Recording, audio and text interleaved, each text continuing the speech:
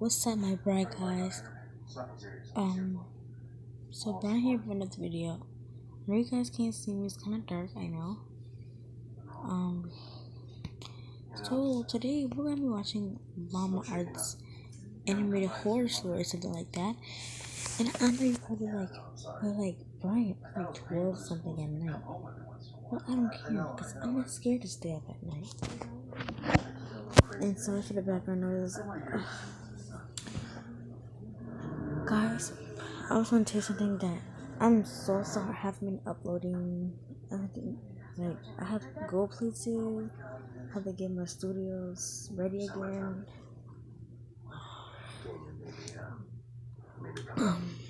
Tomorrow I might give you guys an apartment tour.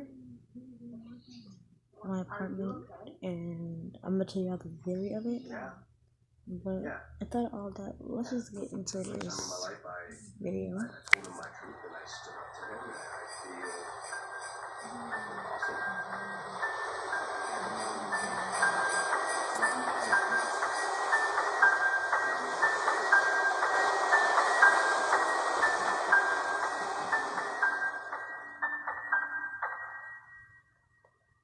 Last year on Christmas Eve, I was working late.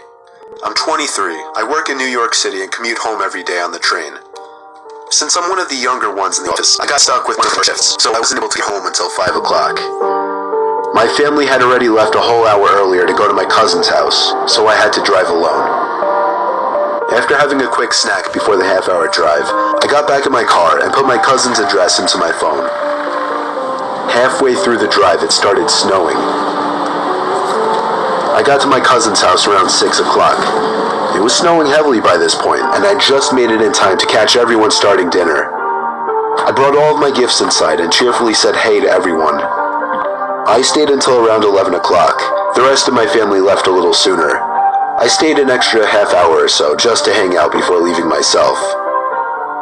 By the time I was leaving, the ground had accumulated at least 2 feet of snow, and it wasn't even done snowing.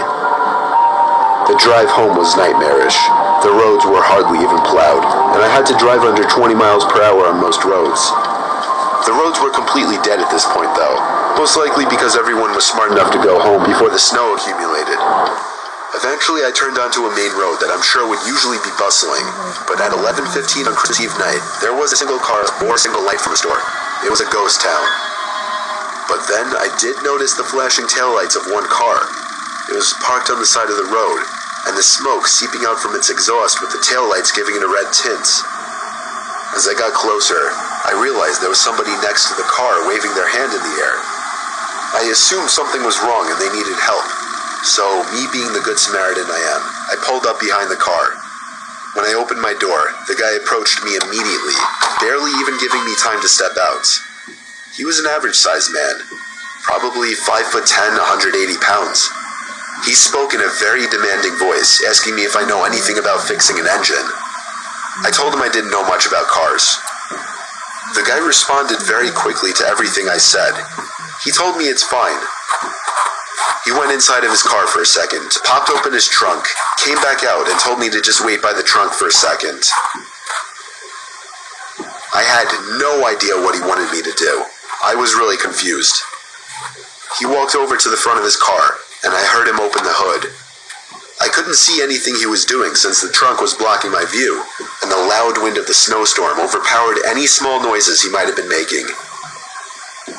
I put my hands on the back of the car and leaned my body in anticipation, when suddenly I heard 3 or 4 quick and aggressive footsteps in the snow behind me before I was pushed into the trunk. The man tried to close the trunk on me, but I kicked my feet up in resistance and held it up. I was able to overpower him and kick the trunk open completely. As I took advantage of the few seconds I had to get out of the trunk, I took out my keys. He tried to grab me now, and I dug my house key right into his neck. He fell to his knees, and his scream echoed down the deserted street. I was in my car and halfway down the road before he could even get up from his knees. A little further down, I called 911 and reported the guy. I came back in 10 minutes to find blue and red lights illuminating the windows of the deserted stores. The police held him until the ambulance arrived for him. I watched the whole thing, and nothing ever felt better in my life. I got home safely half an hour later and told my family everything. I was still very shaken that Christmas, and this remains possibly the most horrific thing I've ever experienced.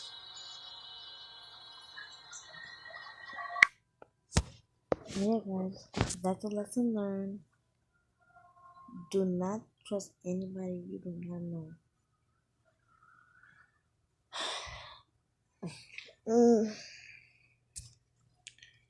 But yeah, anyway, if you guys enjoy this video, make sure to give it a thumbs up and subscribe. I post every weekends. You guys can follow my Instagram at the bottom and follow my Snapchat at the top. And remember, stay kind. Bye, guys.